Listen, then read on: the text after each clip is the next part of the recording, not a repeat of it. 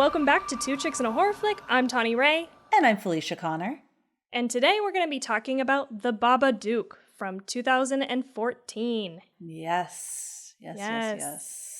But let's shoot the shit a little bit. Yep. Felicia, what are you drinking? All right, guys. I'm drinking water. A lot of it. So. A lot of it. Big thing of water I've been guzzling all day. Because I woke up with a migraine. What the hell is wrong with me this week since last Saturday? But this was literally like psycho knife shower scene in my eyeball. It was piercing. I haven't had a migraine like that in a long time. I don't know what I did, and I'm sick of it. Like, Weird. I just want to know. I won't do it. Like, if it's a gluten or a mushroom or a, not mushrooms. I don't do shrooms, but just like normal button Eating. Mushrooms or, you know, like whatever it is. Whatever. Yeah. Shiitake. I will cut it out, you know, not to have a migraine. But anyways, I haven't been doing anything different, so I don't know what it is. But it took me most of the day to get rid of it, and a lot of, you know, Excedrin and all that crap. So I thought I'm not gonna mess with anything, and I'm having my water. What are you drinking? Something a lot more exciting, I bet. Definitely alcoholic. I am drinking some Trulies. For some reason, the whiskey is just not doing it for me lately. It's like giving me acid reflux. The last couple times I've tried to drink some whiskey, it hurts my throat. And so I'm going Truly for right now. That is my favorite Truly. The wild berry? Yeah. The wild berry, really. Yeah. We talked about these fruit punch ones, right? You haven't tried any of those? You know what? I said that's my favorite, and the only reason is because I've tried 2 in my life. One was pineapple, and I hated it, and one was that one, and I liked it. So it's my favorite. Pineapple's not great. Kiwi, or there's one that's like, kiwi watermelon, or no, watermelon strawberry? I don't know. It's something watermelon, I think. No. Ooh, I'm allergic to watermelon. I couldn't drink it. What? Yes. You're allergic to watermelon? Yes, I am. And this so much so that once Steve, he was on this habit of smoking those vape pens, right? And he had a watermelon one, and he kissed me, and I got hives all over my face and down my neck. So are you also allergic to watermelon itself? Yeah. Or is it just like artificial? Okay. No. Watermelon and melon, like cantaloupe, but watermelon's the worst. I won't eat it. I don't let the family kiss me if they eat it. I was just saying so much so that he had that thing, and it affected me. Weird. That's very sad. Have you always been allergic? I don't think so, because I'm pretty sure I've eaten watermelon before. Yeah. I've become more allergic to things, sensitive to things as I've grown older, which sucks. I don't know why. But yeah, just started getting worse. That sucks. I love watermelon. Yeah. That sucks. I used to eat that watermelon Hubba Bubba when I was a teenager. Oh, yeah. Yes. Anything watermelon flavor. Even the artificial watermelon flavor is so good. And cantaloupe. I love cantaloupe. Well, I don't like cantaloupe at all, so I'm okay with that one. Okay. All right. But definitely that. And avocados I am, but I eat them anyways. It's just not as severe. It just makes my throat itch. But eggplant, my throat will swell shut. Weird, dude. What is it? What's the thing? I don't even know. If anybody knows by the things I just told you. Bananas, avocados. Bananas? Yes. I feel like I'm learning so much about you right now. They're like varying levels. Like eggplant makes my throat swell shut. And watermelon breaks me out in hives. But then the almond, banana, and avocado, it just makes my throat and my gums itch. So I eat it anyways because it eventually goes away. Okay. It doesn't cause like hives everywhere or anything like that. My ears cannot put anything except not surgical steel, but like medical grade surgical steel, like they put inside your body. That's the only thing I put in my ears. My ears swell and I get hives down my neck. What? Yeah, it's insane. What the hell? Is it just your ears, or can you wear different types of other jewelry? Yeah, I can wear necklaces and rings and stuff. It's just my ears. Weird. It's like because it's going through my flesh. Through your skin? Know. Yeah. Yeah, maybe. Maybe if I pierced the thing in my arm, then I would get hives. Maybe. Yeah. What a like weird... I probably couldn't do that stuff people do where they have like studs. Dermal implants. Yeah. Yeah. Once I was like, oh, I want to get a little nose ring. And I was like, I better not. My whole face might fall off. Yeah, that's probably a wise choice. Weird. Well, I have learned a lot of new things about you today. But I take your word for it that the watermelon. I think it's kiwi watermelon is what it is. It's very good. Nice. Anyway. What have you watched or experienced, listened to, read?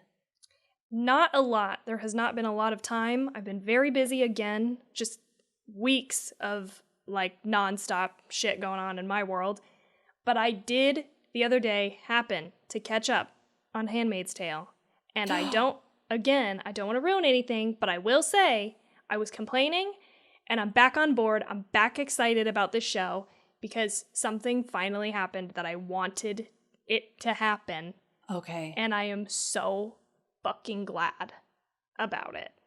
Okay, so it's where I was going to wait to see what you said because I did not want to watch that whole thing and just be like disappointed. Yeah, there's a little bit of a hurdle in those first few episodes or whatever, and then I think it's resolving itself, and we'll just see. Like, I don't know what's going to happen from here. Hopefully we keep down the path where I want to go, and I will just leave it at that so I don't ruin anything. Okay, that was really good because it was inspirational, but you didn't give anything away. Yeah. Okay, I like What that. What about you? What have you been listening to? I did. Okay. So, 2019, I had a commute and listened to over 100 books exactly, not over. It was 100 of them. Okay. One of those books was Behind Her Eyes. Now they made that into the series on Netflix, Behind Her Eyes. I think they did a phenomenal job for those of you who read the book, because that's one of my, I hate it when I read a book that I love and then they screw it up. I thought they did a great job. I was so excited. I really loved the book though. And I loved it. I watched it with my oldest daughter. We binged it 2 days. We were just like cranking through them, staying up till 1 a.m. I really liked it. It's like a psychological thriller. I don't know. Okay. And the lead chick, both women in it actually, I think are badass. They were great actors, and the one woman who plays Adele, she's so badass. She's just badass. Is it like a limited series or? Yeah. Yes. I don't remember how many episodes there were. Maybe like 6 or something. Okay. Good to know. I really liked it. Yeah. I'll check that out. Okay. Do it. All right. I started Haunted. Oh yeah. Okay. Go ahead. Okay, this is literally what happened. I started it and I'm like, oh, it's about haunted things. Okay, this is based on a true story. Okay. Then there's this guy and this woman is chained up and screaming. I'm like, whoa, what the fuck did I put on? So I stopped it and I'm like, oh shit, this is haunted. What? Like this, I got cold chills just because it was so scary. I was like, this really happened and like the place is haunted or something. But that's all I saw. Because then my daughter came in and she's like, Mom, that's too scary. Let's watch Behind Her Eyes. I fucking love this show. I love it. And if you haven't seen any of it, Felicia, you need to go. I think we talked about this. I can't remember. Probably a long time ago. But I watched all of it, except for I only watched the first few episodes of season 3. I think you probably started season 3 from what it sounds like. Because I watched that one. Season 1, they're kind of hit or miss because each episode is a different story that people have. But I love the first season. There are some seriously scary like stories. And one of them reminds me of your story. So you should go. Oh, you just gave me cold chills. I know it's so scary, dude. Some of them are like not as scary, but I just think that they do such a phenomenal job. This is like top tier horror production because they're doing these reenactments of these things and it's just great. I just really like it. So that was the one other thing that I think I've watched this last week is the first few episodes of season 3 of Haunted. And it's been fun and scary. I just love it. Okay, Yeah. I didn't even realize. I thought I was starting on number 1. So I'll go back. I mean, I didn't see enough, but even just that opening scene. Yes. Okay, this could be in a movie. This could be taking me on a journey for 2 hours because it was fucking terrifying. And it was like beautifully like shot and acted, and like I was blown away. The tension is, they just do Yeah. such a good job of editing, and yes. Yeah. Okay, I'm going to watch that next. That'll be my thing. Okay, I'm sorry. Keep going. No, that's it. I started Wrinkles the Clown on Hulu. Okay. It was like that. Remember that clown that was seen around town and it went totally viral? And then there was like people were seeing clowns. It was more about this, and they show the real guy who was the clown, but it was really scary. There was a video where a girl's trundle bed opens and this clown comes out. Ooh. And it was a viral video. Well, what happened was this guy, I'm not ruining anything because I didn't even finish it, and this is in the opening scene. But this guy, he wasn't getting hired as a normal clown, so he started posting this scary mask, and he would walk around, right? And he became like this local legend, and he would post these stickers with his phone number. People would call him and say, "My kid is misbehaving, come." Oh, geez. And he would come and scare the kids, and they would pay him or scare whoever, right? And you hear these recordings and these parents going, "You better stop it. Stop your shit or I'm calling Wrinkles." And the kid is like, "No, no." Like they're horrified. Well, first of all, my daughter goes, "If you fucking had a clown hiding under my fucking bed as a joke or as anything, and it came out and scared the shit out of me, and you're like, ha ha ha." She goes, "I would fucking hate you, Mom. I would never talk to you again." And I go, I totally understand that. It's traumatizing. But I think it was, I didn't finish it because she hates clowns. I didn't even realize how much. She wouldn't look at it. And she's like, "Please turn it off," because she was in the room with me. And I'm like, oh my God. Okay. But anyway, I think it's just all about how dangerous it can be, because then people started getting violent. If you come around, because they were scared of clowns, so they were like, "If you come around here, we're going to beat the shit out of you." And then parents, okay, this is massive trauma to your 7-year-old child. Yeah, if there is a crazy. fucking clown under their bed, like, and so the mass hysteria and all of that, and so that's what it was about. But interesting. yeah, okay, it was interesting. I didn't finish it though, but it was interesting. I'm very interested in this. I want to watch it. That's on Hulu. So those are the 3 things I saw. No Formula One this week. It's Sunday. Okay. Got it. Okay. Are we ready to jump in? Yep. All right, so let's dive in to tonight's movie, The Babadook. So this was my pick from 2014 for our Mother's Day month.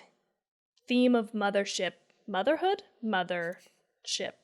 Coming down to get you. Yeah. I don't know where I was going. Motherhood.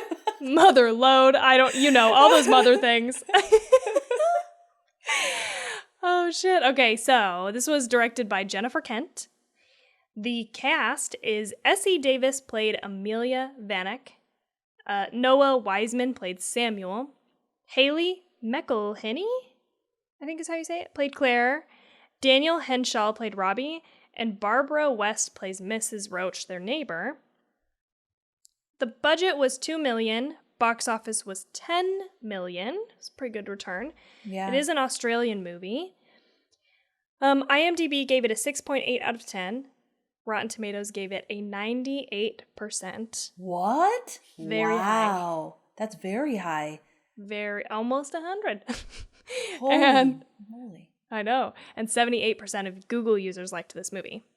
98. That's like almost perfect. Yeah.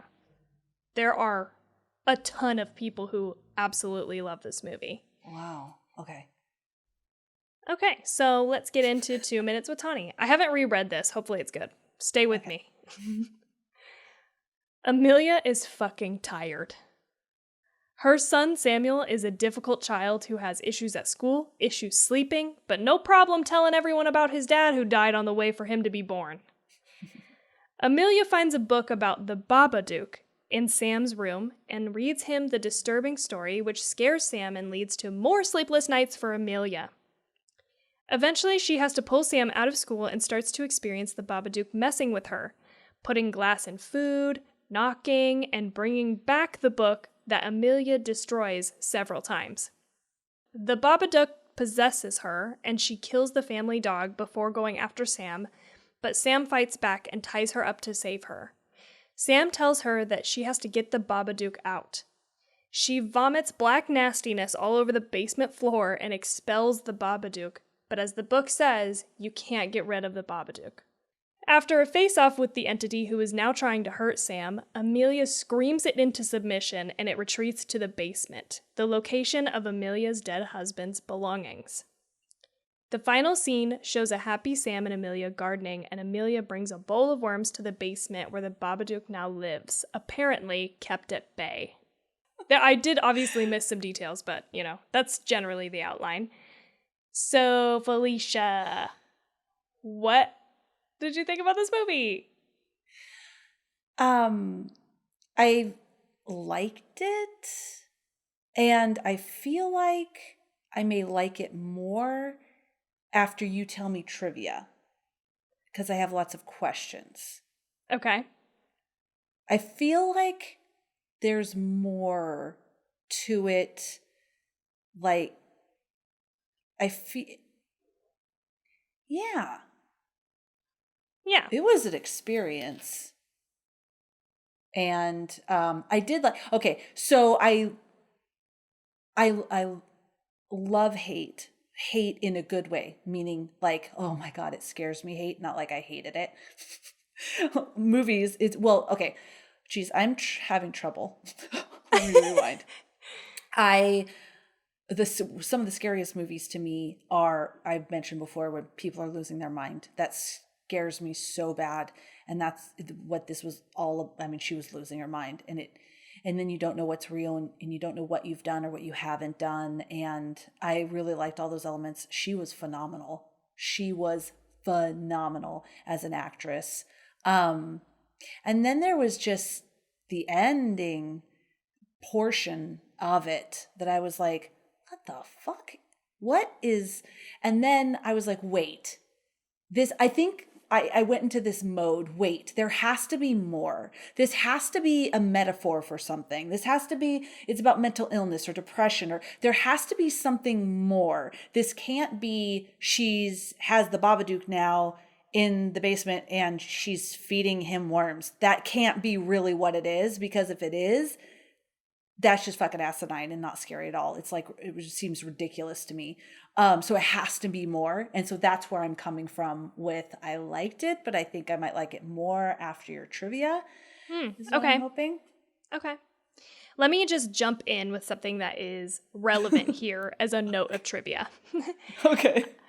Just because I think it relates to you saying you have a very real fear of like losing your mind, and that is what you find scary in some movies. So it relates in that way.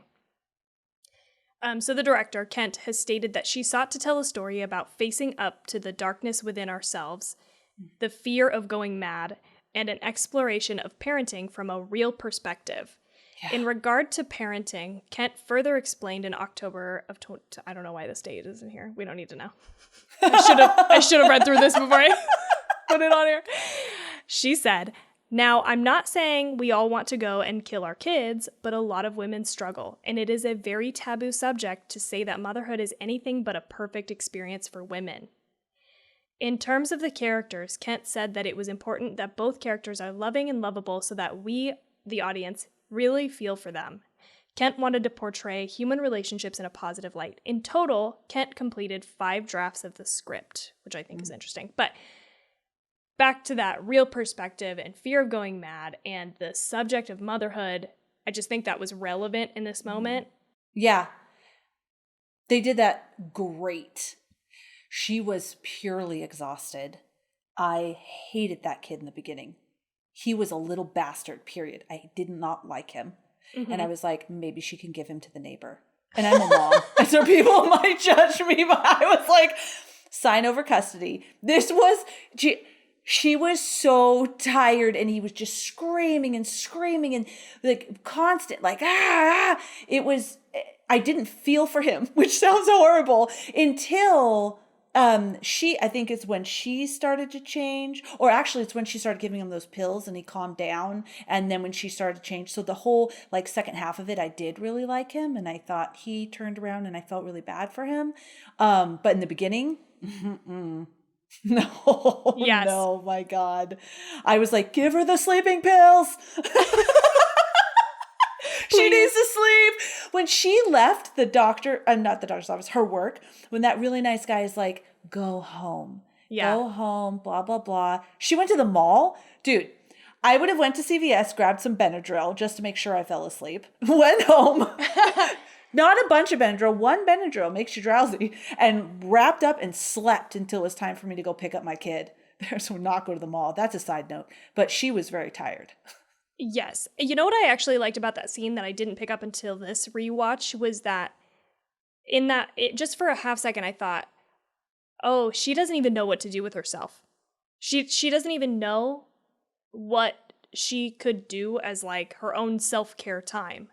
So she does what you think you should do, which is like go to the mall, I guess. But you can tell the entire time she's doing it, she's just going through the motions of that even, and it's not even helping. Yeah. Why the hell didn't she go to sleep? I don't know. Like she knew she needed sleep. I don't know. Go Maybe home and masturbate and go to sleep. Right. Can't And finish the masturbation. She couldn't even masturbate. Yes. God. Yeah. Go home, grab that little phone receiver vibrator, and masturbate and sleep. Yes. Anyway. Yeah. That's what she does in the movie, but she's interrupted in case people are like, wow, Felicia just really likes to masturbate. About? Yeah. She couldn't even masturbate. Her kid went in there. Oh. Yeah. Interrupted her because he was scared. Mm-hmm. Okay, so where I'm at overall is I fucking love this movie. Yeah. There's just something about it that stands out to me. It is such a fucking experience. Like you said, it is an experience watching it. It is a roller coaster of emotions. It's so tense and stressful. It is like probably, I'd put it in the top 10 most stressful movies I think I've ever seen. Yeah. Yeah, very high anxiety and... Yes. Yeah. And the one thing that I think I also have a problem with a little bit is the end. But I think since I've watched it a few times, it's been a few years, I don't hate the ending as a whole. I just hate very specific parts of the ending. So we can talk about that as we go, but that's kind of like where I land is I just overall really love, there's something, I can't put my finger on it really, but I think it is the care and the love of that, the care and the love and respect that Jennifer Kent put into this movie. Mm-hmm. And as we go through the trivia, you'll kind of see that she really cared. She thought about this a lot. There's a lot of work put into it. And I get that. I think as a viewer, I get her intended experience. And I think it also just has like really important shit to say as a movie. So it's a little on the nose because you're right. I think overall people feel like the metaphor here is that it's a metaphor for mental health and depression and facing that stuff for yourself, and it never goes away.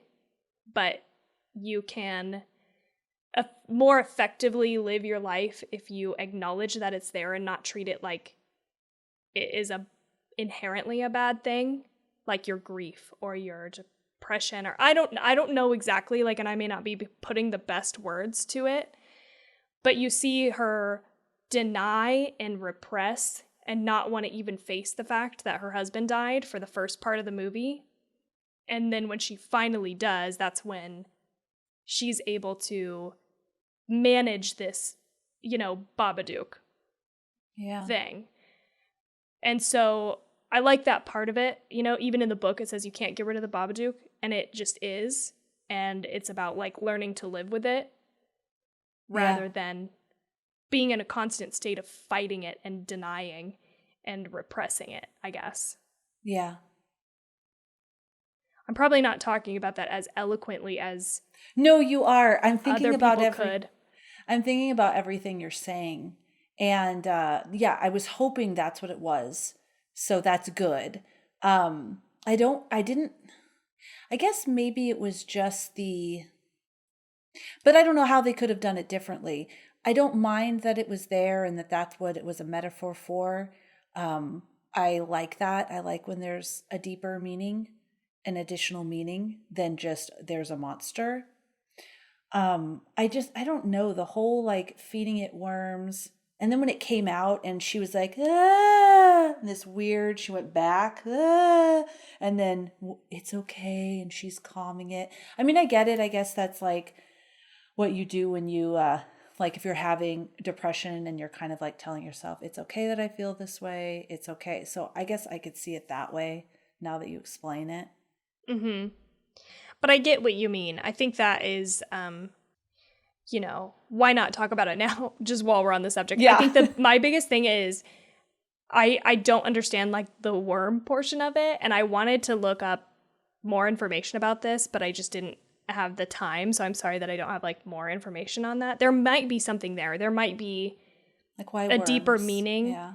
Yeah, but I felt like this seems very random to me. I said this to Steve because he watched portions of it with me, and I'm like, did he tell her he liked worms? Like, why they spend so much time picking out the worms to feed him? Like, why worms? Why not throw some Triscuits down there? Or like I don't know, why worms? Or something. Like, yeah, like I like the idea that it still exists and it's there and it's a part of their lives and that you can acknowledge that something is there and have it be there and not be ruled by it. I like that whole idea. I just wish it had been executed maybe a little bit differently. Yeah, so, me because too. I've thought about this since I watched this movie the first time. And I was more upset about the ending the first time I watched this. And since then, I think I've kind of come around to most of it. So the idea is great. I just wish it hadn't have been so specific, I guess. If she had just acknowledged or said something. But maybe there's something deeper in the feeding it that maybe I'm missing or I just didn't come across or something. But it did feel she was feeding random. it sorry, it did feel random. Sorry. No, go ahead. Totally. I was done. Yeah, I think that's, I like those moments of, oh, yeah, that's why. And I think that's exactly, I felt a little disjointed in that portion. But I liked it enough that I was trying so hard. Steve didn't like it. He's like, what the fuck is that? And I'm like, no, it's got to be a metaphor. It's got to be, because he was seeing it at face value that now the monster lives in the basement and you feed it worms. Like, that's stupid, honestly. Yeah. But for a metaphor, I'm like, it has to be. And he's like, oh, maybe that makes a little more sense than that. Yeah. And it is like this sort of fairy tale-esque feeling with the book and the... Ooh, that book was scary. Yeah, the book is creepy. That's a great book. Yeah. So scary. Let me tell you something about the book. So the movie had a campaign where you could buy a copy of the hand-created pop-up book for $80. The first 2,000 copies are numbered and signed by Jennifer Kent. The book contains pop-up pictures as well as additional pages not seen in the movie. The campaign was only open for a limited amount of time in which 9,500 books were sold. So 9,000. I wouldn't have opened it though, but I would have bought it. I know, it would be really cool to have one of those, right? I'd be scared. I'd just seal it though. I wouldn't want to read it. But yeah, it'd be so cool to have it. I just wouldn't let anyone open it. Don't touch it. Don't touch the book. Don't open the book. Because that shit was scary. Yeah. You know what? Okay, anybody in your house, if you have a black hole in a wall... Twice. And there are bugs coming out of it, there is some spirit shit coming back and forth. Because that was the fucking same thing as Mama. Yep. And now this one. Different bugs, same hole. Exactly the same hole. Call someone. Call someone. Patch that shit up. Get out of that house. You're going to die of black mold. Call somebody. Yeah, if it's not black mold, it is an evil ass spirit. So...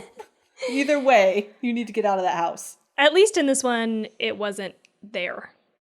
You know, she thought she saw it. Well, I guess we don't know what happened to the other one in Mama. She never goes back to it, but...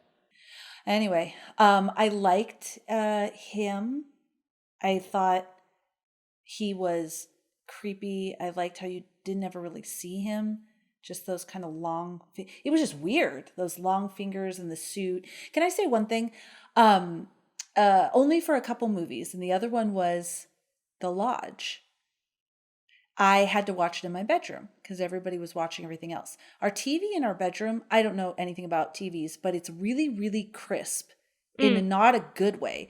I almost feel like I'm on set with the actors. Is it like when people move, like the motion? Yeah, they look like they're in front of me versus this maybe filtered state of like I'm watching a movie. Okay, if some people know what I'm talking about. I think I know what you're talking about. Okay, Yeah. it's just like really crisp, like they're in, and it kind of ruins movies for me actually because some of the effects were just so. It almost looks like this is what I said to Steve. It looks like a movie that hasn't been edited yet. Like they're looking at the dailies. The dailies, yes. Yeah. And I think that might have lended to me the reaction I had as well. Yeah, that's like a smoothing effect, I think, that some TVs have. And it takes away the motion blur, which is not normal for us, right? Like, because if you see stuff in motion, it is blurry because it's moving and our eyes can't like keep up as fast. So what happens when you take that smoothing out of the TV, like, or when you put the smoothing on, you can't see the motion blur. It doesn't look real. And it feels like it feels hyper realistic, which is really weird. So I agree. I don't like that at all. Okay, so I think I'm going to stop because I think it took a lot away. Now, the movie was still really good, but I kept like being thrown by it. Okay. But anyways, so there's that. I'll take that in consideration when I do a score. Okay, good. File that away. I also want to talk about just the influences for this. So Kent cites the influence of Méliès, Gene Epstein's The Fall of the House of Usher, which I started watching like a couple months ago because it was on Shudder, and it's like this old movie, black and white. Shocker, I know. And I just was like interested in it, so I put it on and watched it for a little while, and I liked what I saw of it, but it is kind of this like black and white, old school, theatrical look and feel. And I feel like in a way, they have some of that on the TV when she's like trying to fall asleep or she's sitting in the living room, you know, she's got those scenes of those types of movies on the TV. But even in the movie itself, there is something there that feels similar to that. I think it's partially the lighting and the like framing of stuff. I'm not entirely sure, but it feels kind of like that. And so it feels like a fairy tale in a way. And I think that lends itself to the credibility, the believability, I guess, of this movie and the Babadook. I can just buy it easier than I think I could in other movies. Yeah, and also it's very like insulated. You know, you've just got them in this house. And it's nice in that way because it kind of feels like just contained. I don't know if I'm making any fucking sense. But you are, yeah. Yeah, okay, so sorry, let me keep going with this. Kent used stop motion effects for the monster, and a large amount of smoothing was completed in post-production. She explained, "There's been some criticism of the lo-fi approach of the effects, and that makes me laugh because it was always intentional. I wanted this film to be all in camera."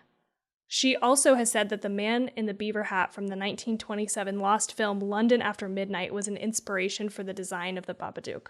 Was there anything about him being a moth or any significance to, or he wasn't a moth, he was like a beetle? Or maybe he was a moth. Remember he was like, I think that was another thing about it that wasn't a bad thing. It was quite an experience where you weren't really sure what you were looking at either. Like when she would stare at the light above her, and then he came and was like this. Maybe it was my TV, but I couldn't really tell. But I could see this fluttering, and it sounded like fluttering, but I couldn't really see what it was. And then it like came down at her and went inside of her.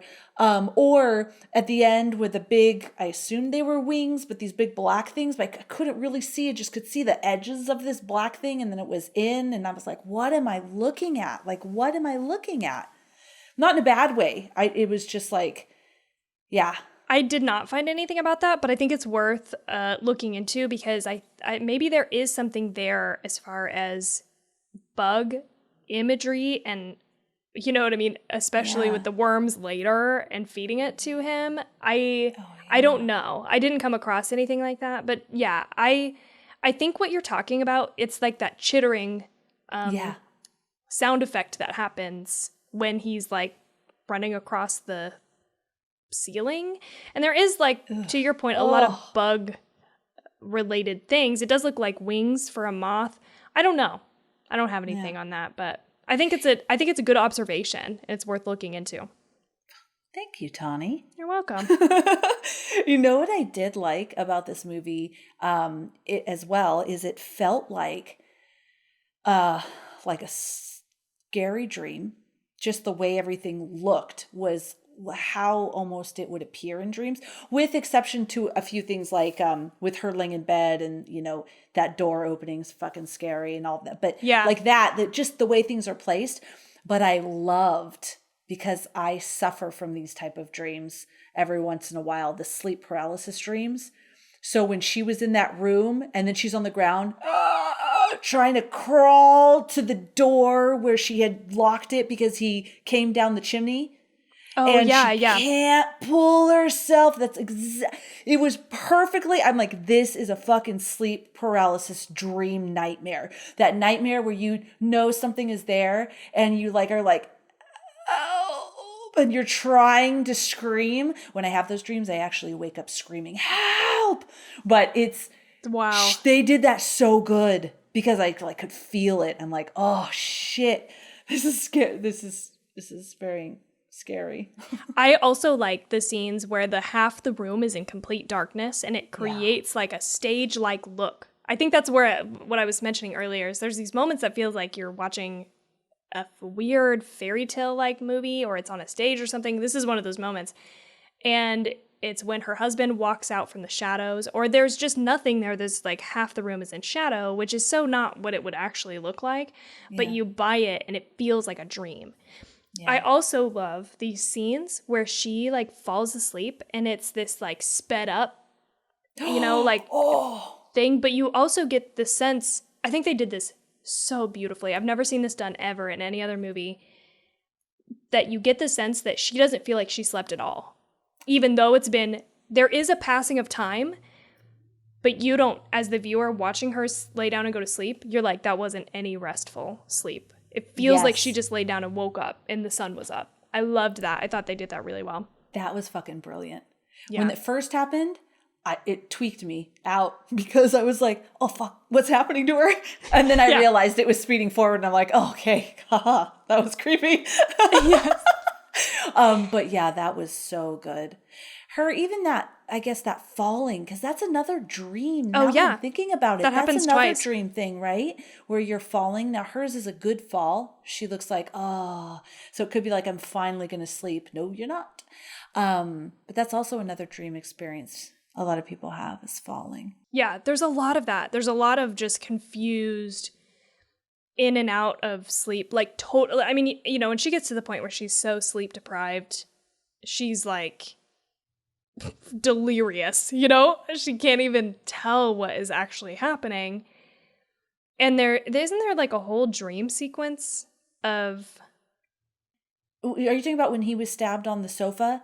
And then she was like, screams. That is it. And then he's like, Mom, what are you doing? She's standing there with a knife. With a knife, yeah. So scary. So scary. That whole thing about losing your mind. Like, you don't even know. You may kill your kid. You don't even know because you don't even know what you're doing. Yeah. I do love, one of my favorite things, and you've already mentioned this, is the journey of going through this movie. The first time I watched it, I remember for the first part being terrified of that little boy, just like what you were saying. Like, you're like, okay, he's also very stressful and all of that, but I was scared of him. And then about, you know, a little ways into the movie, it flipped and I became terrified of her.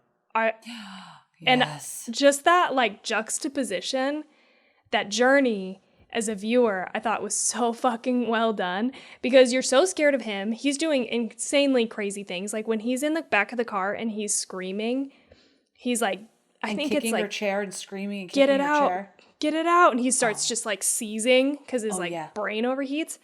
But he's staring into the corner of the car, so you think that he sees something. That scared the shit out of me. I was like, oh my God, that was so creepy. This little boy, fantastic actor. But then you get a ways into the movie and she is acting just so crazy. And you're like, oh my God, she's going to kill the dog. She's going to kill him. Yeah, because it was in the book too that she does it. Yeah, you have some foreshadowing. You're like, oh no, she's lost it. And she does she is like violently going around this house, hurting everything in her path. It's very scary. And then by the end, you're like back to like loving them both. I cried through this entire movie, this rewatch. I don't think I've done that the other times I watched it, but I cried like several times because it's just very emotional. It's really sad. And then it's really heartfelt in other moments. And there's just a lot of emotion. And I think Jennifer Kent did a really fucking fantastic job of just getting through this movie that has such a heart. They did a really good job showing the other side of parenthood where like you have a kid that's acting up, and she did such a great job showing like she loves her child and she's sick of her child and she wants to sleep, and then with her sister, who everything seems perfect and our sister's perfect friends or their lives are perfect. I love how she went. I loved at that birthday party how the lady was saying something about that she talks to women who are, suffering, disadvantaged or something. Disadvantaged. And then she said something like, yeah, I can't even afford my gym membership. And she spoke up for herself. I loved that. But showing that how she's like, you won't even listen to me. Her sister's like, her sister thinks, yes, I try to ask you and I try to do this. But then when she actually called asking for help, she's like, I don't know, just call the police, click. So how isolating that is, because the world makes you think that being a parent is all about these Instagram pictures of just love and happiness and everything is great and sunshine and rainbows. And there is a ton of love and a ton of stress and a ton of fear and worry and anger. And it's really, really hard. And I thought they did a great job showing all of that, how much she loved him and how much she struggled. I mean, I'm going to be honest. The first time I don't remember what she said, but she didn't say shut the fuck up, but she was just like, just shut your damn mouth or something. I was like, finally. Yeah. The first time. Yeah, it's hard for her. And I think she tells him to go eat shit. I think that might be what you're thinking of. And she immediately feels bad. Actually, that go eat shit one, that was on when it was verging liking him, because I think that was later where she was. Oh, okay. And then he's like, she just lied down and he's like, Mommy, because he was being really sweet. He's like, Mommy, I'm hungry, but all the groceries are out on the counter. And she's like, go eat shit. But it was before that. I think it was before that. Maybe when she was going to give him the pill. And he's like, no. And she's just like, just shut your mouth and take the pill. I think that's one. But anyways, please continue. Yeah. He is a very difficult child. And I think it's just good. It's just good the way that they portray that. Yeah. Because you're like, I get it. Yeah, that's fucking exhausting. I did not want to hear his voice. Like, we're just 15 minutes in and I did not want to hear his voice again for the rest of the movie. And you're like, what do you do with this child? It's your child and you're a single mom. Even though she does have like kind of these people who are around her, sort of, you get the feeling that she feels like she doesn't have any help from anybody. Mm-hmm. Mm-hmm. And God, yeah, like you said, it's isolating and terrible. And I just cried so many times. She did an amazing job. Yeah. Just such a good job. And he did too. I loved that scene. Yeah. I loved how he was like, I'll protect you and you'll protect me. And that ends up being what saves her. Yeah. And you don't know it the first time you watch the movie because you're like, the first time I watched the movie, I was like, oh my God, those fucking weapons. He is going to kill her. I feel like you flip flop. You're like, I'm scared of him, scared of her. Now I'm scared of him because he's going to fucking kill her. on accident or on purpose because she's acting crazy because she's like possessed by this Babadook. But he says early in the movie, I'm going to protect you and you're going to protect me. So by the time he ties her up in the basement, it's like very cute. I cried again about this because he's committed to helping her. That's his mom, and he's not going to leave her behind. Even though he did try to call earlier and be like, can we come stay the night? You know, I like cried about that. She like comes in and scares the shit out of him. And he's like so scared of her. But he traps her down there and he says, I know you don't love me because the Babadook won't let you. Mm-hmm. I cried about that. And then she tries to strangle him and he just grabs her face. Oh, lovingly. Yeah. And it's just like you feel the love, even though this is a tumultuous, stressful situation. These two individuals love each other and they do want to protect each other. And it's very cute. It's like so heartwarming. I just love that. I don't think I got that as much the first couple times I watched this movie, but now it really came through. And I think that's why I fucking cried so many times. As soon as he touched her face, I was like, oh, yeah, because I know when my babies touch my face, I was like, oh, that's gonna do it. It's gotta do it. Yeah, I thought that was all. Well, when he tied her up, I thought, oh shit, if anyone comes over, that kid's going to juvie. Like, they're gonna be like, what did you do to your mom? What happened? He stabbed her and then he tied her up in the basement. They have a lot of explaining to do. Yeah. That's what I was focused on. But yeah, I really, now that you mention it, you don't love me because the Babadook won't let you. It's almost like postpartum depression that just encompasses a lot. I felt it because I've been there as, a young mom or not young. Well, I was young, but just like divorced on my own and highly stressed and going through my own emotional things where you lose your temper and then you see your kid's face and you just feel like shit. And she did that so well. It was heartbreaking. I do love that moment when she's strangling him. He touches her face and you can see it in her eyebrows. I just love eyebrows. I'm a big fan of eyebrows. I don't know. It's like you can see the minute switch between like complete anger to sadness. Mm-hmm. It's breaking through. Yeah. And I thought that was just... She did that really, you're right, really well throughout it. From being overwhelmed by the Babadook, from just very slight changes in her face where you realize she was back. She was trying to make up for it because that's the shittiest feeling. One of the shittiest feelings as a parent is when you do lose your temper or say something that you wish you couldn't say. You're fucked because you said it. It's out there, right? So then she's getting him ice cream and she's getting, and she tries to overdo it to make up for that. And then it happens again. And it's just like this cycle. Yeah. I do want to say that she was going through some crazy mental shit and maybe should have not watched those fucking freaky ass shows all night. Yeah, I know. Like maybe even an infomercial for crying out loud, but those shows would make anybody go crazy. Totally. Binge watching those shows all night. Yeah, that did not help, I'm sure. I have just a couple of pieces of a random trivia, if you're ready for that. I'm ready. William Friedkin, director of The Exorcist, said of this film, I've never seen a more terrifying film than The Babadook. Raving review. Wow, that is raving.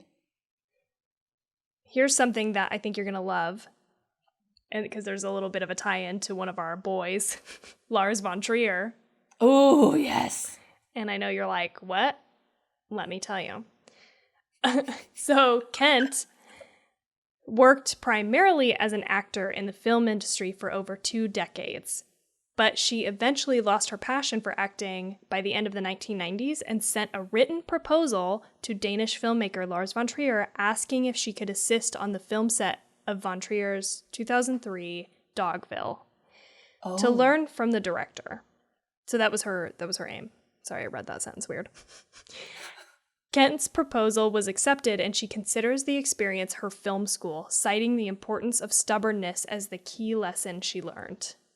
Oh. So I think that's interesting because we kind of just talked about this in Otis, and I talked shit about that movie because I said, even though they felt like they had a vision, it felt like nobody fought for that vision and like stuck to it.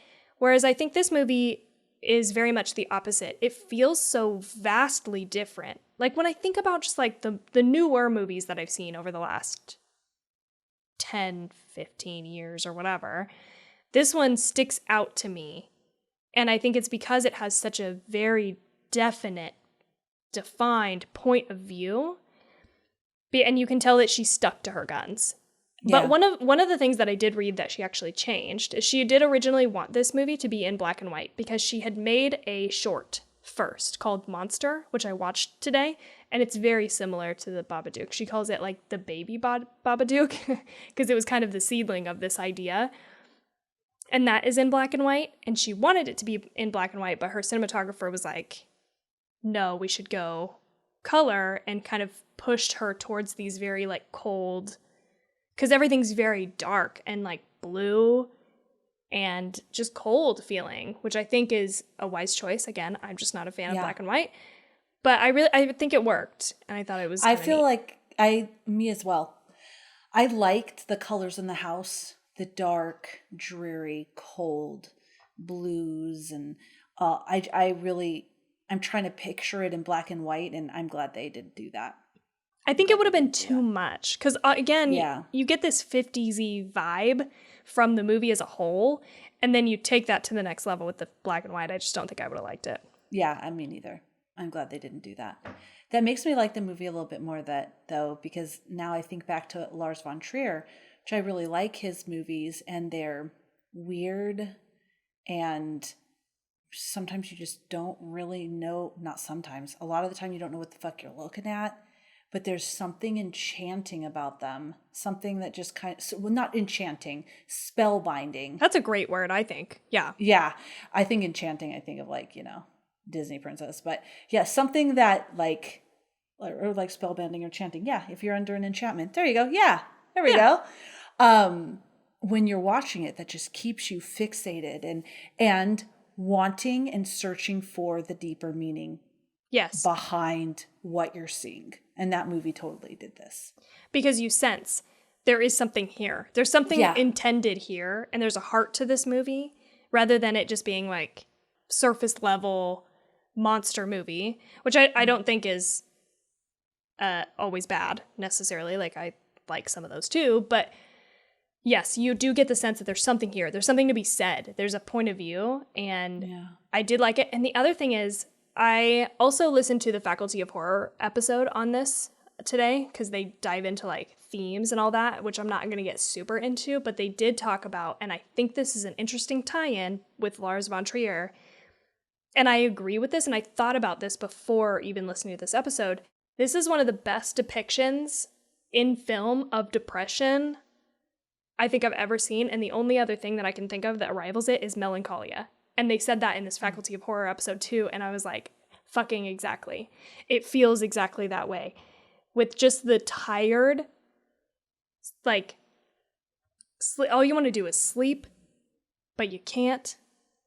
And it's just this numb, can't interact, sit in a lukewarm bathtub of water depression that I think is another interesting tie-in. Like, that's the other movie that comes to mind when I think of on-screen portrayals that are spot on about depression. This movie hits it, so does Melancholia. Yeah, I agree with that 100%. I'm glad that helped you like it. Yeah, I was hoping, because if you were like, no, the monster just, lives in the basement, I would be like, what? What's the fucking point of that? Like, yeah. No, Tawny, no. That can't be it. Please. Don't tell me.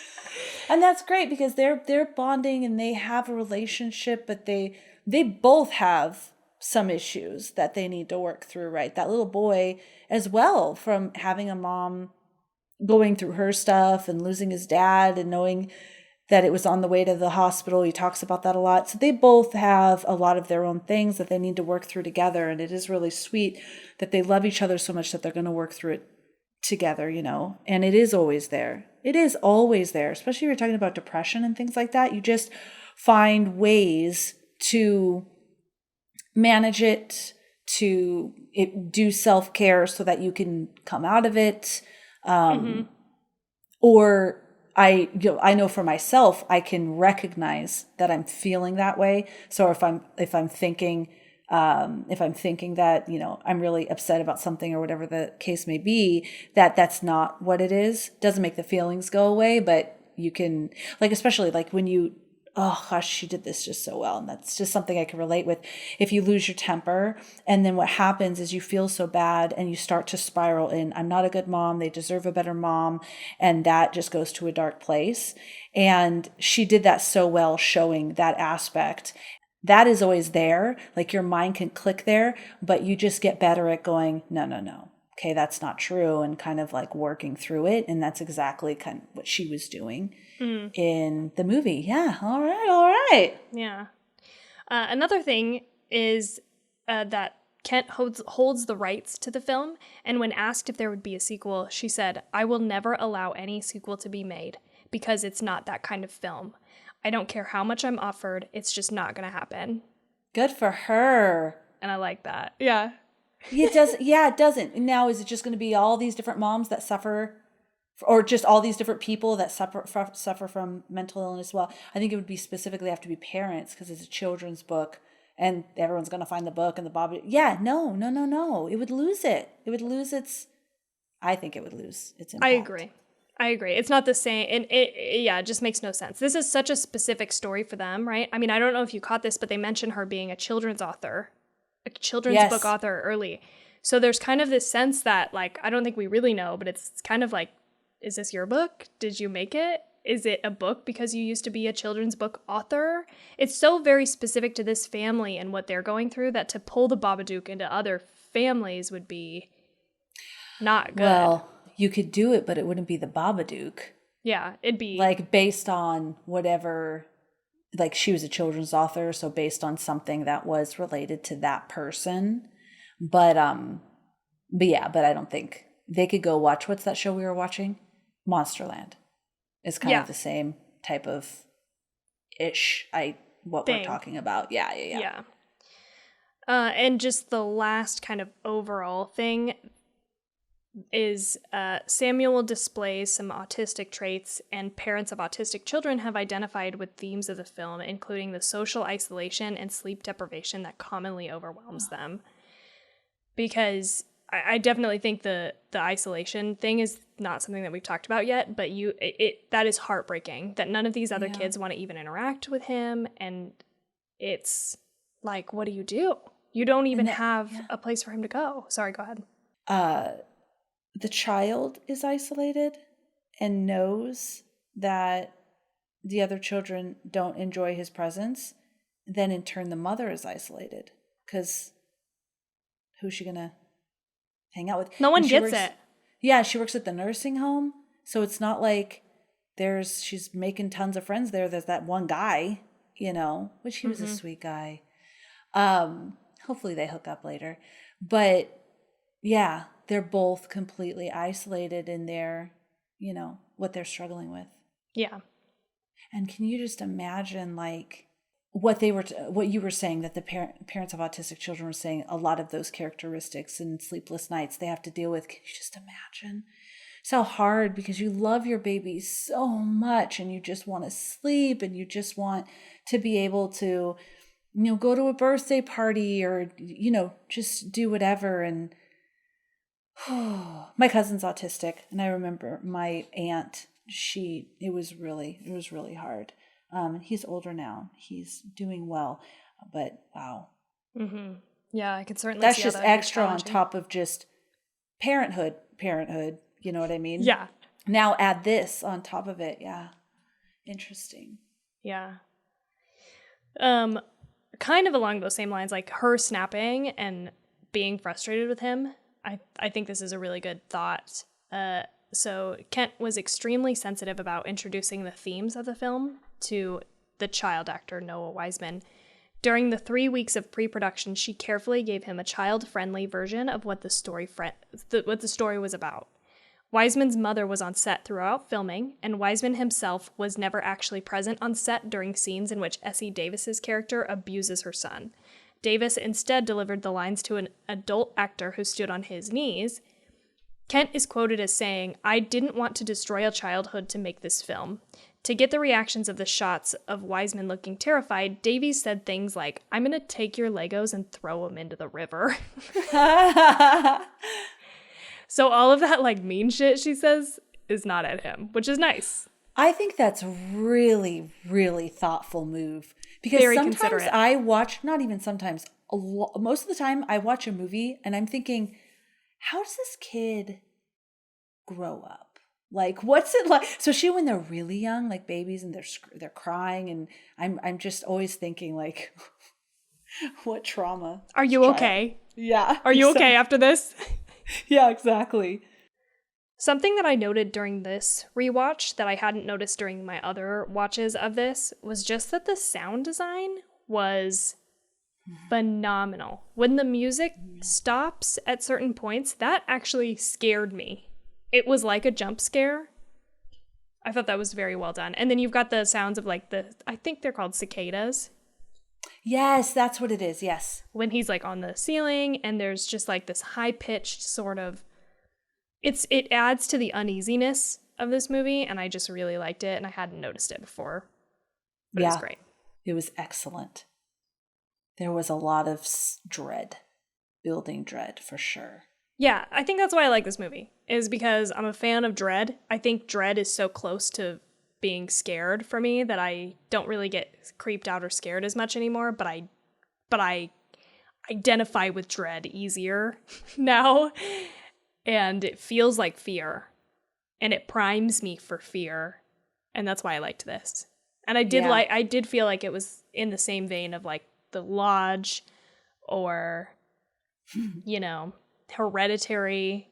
Less so. Definitely a less intense version of that level of dread, but yeah. I love that movie.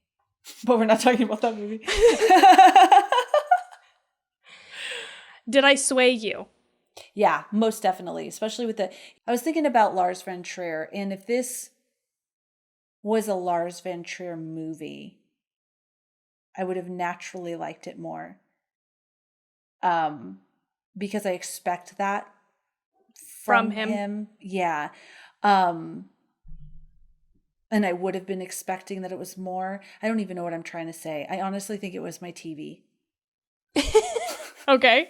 I honestly think it was the TV. And then, yes, I knew, okay, I will like this more once I hear Tawny's facts, or I might not, but that cannot just be a worm-eating monster. Like, what is the point of this? So I'm glad. Yeah. I can't help myself but love this movie. The one thing is the end. I just wish it was a little different. Yeah. That's really what I want. I just want that to be a little bit different. So what would you rate this movie? All right. So I looked through all of I don't know. I explain to you every time what I do. Everybody knows I look through the scores. And so I was looking and I was surprising myself, and Tawny was totally laughing at me because I was like, oh yeah. Oh no. Oh, because as I looked at the scores, which I don't disagree with the scores, I'm feeling pretty good about all my past scores now. I've looked at them enough that it just is what it is. Sleepy Hollow sometimes, but, so anyway, I was looking and I kept going and it kept getting higher and higher. Because I was saying, did I like it more than this? And did I like it more than this? I liked it more after our discussion. I like things that are disturbing, and I just love it. It was disturbing. It was real. It was raw. It had really good points to make. So I am going to give this movie a 4.65.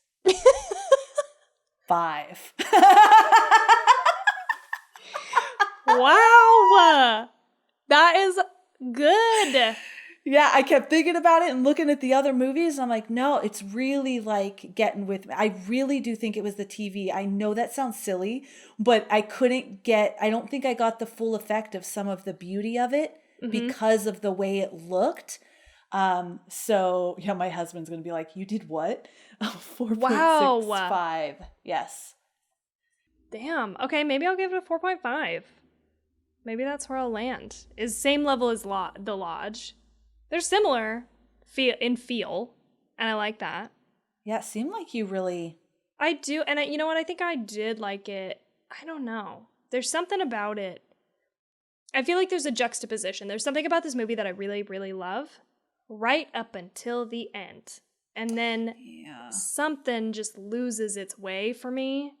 Yeah. And I feel like I weigh that kind of heavily against the stuff that I really liked. But every time I watch this movie, I think I like it more. So I'll stay at a 4.5. I think that's fair.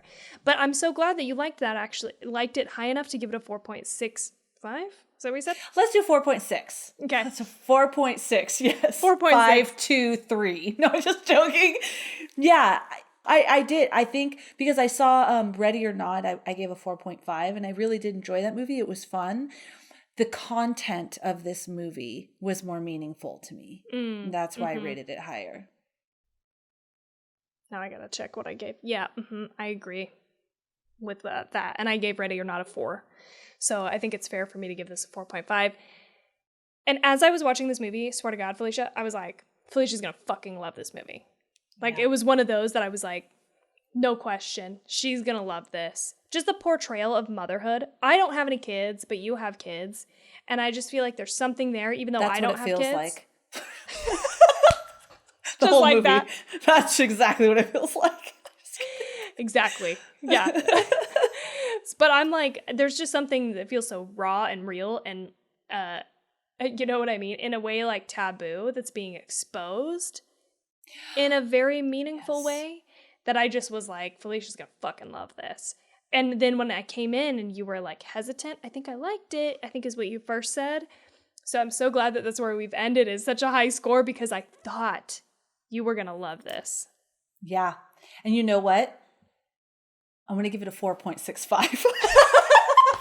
Okay. Yeah, 4.65, solid there. That's where we're at. And I love what you just said about the taboo thing. That just brought me back to that 4.65 because they absolutely did that. What they did was, I felt, in a way, remove the stigma around, I mean, even though it was violent, it was exactly what you were talking about. You felt for these characters. You felt so bad for her. You just desperately wanted her to be able to sleep. You desperately wanted them to be able to just have a good day and a good time. You felt so bad for him too, and struggling through the grief of she can't even have a moment to be sad about losing her husband because now she has a baby to take care of, and that was just so beautifully done. And when I say remove the stigma, yeah, I think I made sense because you can, from an outsider view, look at a mom in Target who might say, "Stop it," and like take her kid out of the store, and you're like, bitch. I know when I was young, I was like, I would never, and my kid would never. That's all bullshit. And so they removed that and they made it so you felt for them. So even when she was yelling at him, you didn't have these feelings like, wow, she's a terrible mom. You're like, these two people who love each other are in a really terrible, fucked up situation. Yeah. And they have they're just isolated, like you said, and they have no one to help them. And so yeah, 4.65. I like it even more. And you know what? I'm going to watch it again on the TV out in the living room that doesn't have the smoothing. You should. You should. And I think you'll notice other things because every time I watch this movie, I notice something new and different. And I just think there's a lot to like. I said this earlier, but I'm just going to reiterate because I think it's important. You can tell there's a lot of love. There's love and dedication and conscientiousness and thought that was put into this movie, and it comes through. And I love that. Yeah, me too. This was probably the biggest increase that you've given me with points. Your trivia. Yeah. Oh, God. I was ready for it. I really was. I know I'm repeating myself. I'm sorry. It's late. I really was on the verge. Like, Tawny's going to make me love it or I'm not going to love it. Yeah. So that's why when I came in, I was like, I like it. I just need to know a little bit more. Well, good. Good one. Thanks. We don't even know what the fuck we're watching next. We don't. So go to Instagram. Look forward to our post on the 1st of next month, June 1st. You'll find out what we're watching next. Yep. We hope you enjoyed that bonus episode of Spiral. Yeah, go check that out if you haven't already. Yeah, that was fun. It was fun. It was exciting. It was an exciting process, but... Yeah, it was. Yeah, in the meantime, Tawny's a baller. She just freaking cranked out these extra editing and stuff. It was awesome. Oh, I thought you meant about watching stuff. I was gonna say, if there's anything I'm good at, it's binge watching shit. Oh, yeah. Oh, Tawny was a massive baller with that. I was like, yeah, Tawny, I'm going to binge these Saws. I've only seen one of them. I'm going to binge them all. Don't worry about it. So she binged them all. She saw them all, including the new one. Oh, except for one, the Jigsaw one. Yeah. And she's like, how many did you see? And I was like, 3. Which was a lie because it was 2 and almost all of 3. I just had... 20 minutes left of it. 2.8. Which I finished, by the way. 2.8. Yes. Yeah. Yeah. She did. Yeah. She messaged me about it. I can verify. Yeah. My husband's like, you're still watching those? I'm You're working like, there's and I haven't fucking 8.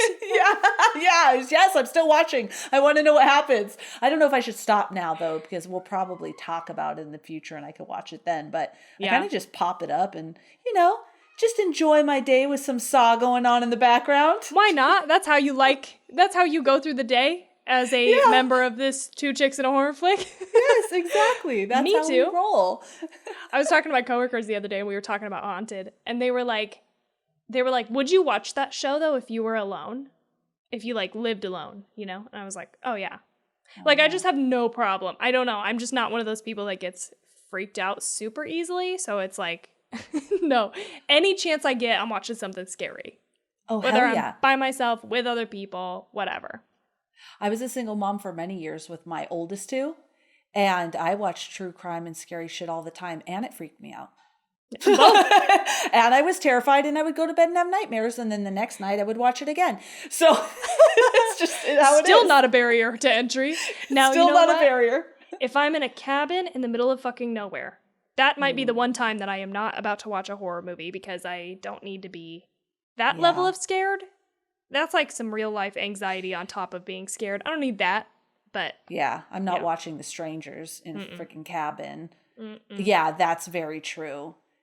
If there's not people immediately, I just break the window and scream and they can't, they can hear me. Yes. Yeah, You're good. I agree with that. I don't ever want to be in a cabin. And not with a horror movie, just some regular ass movies, some rom-coms, I don't know. Yeah. Relaxing.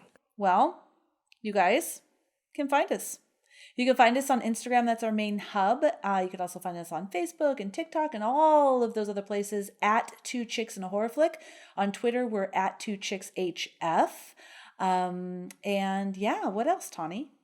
You can support the show on Patreon. We also have a Discord server where we post links and stuff that we talk about. I have a couple links to post about this episode too, or this movie, if you want to go check out some more information.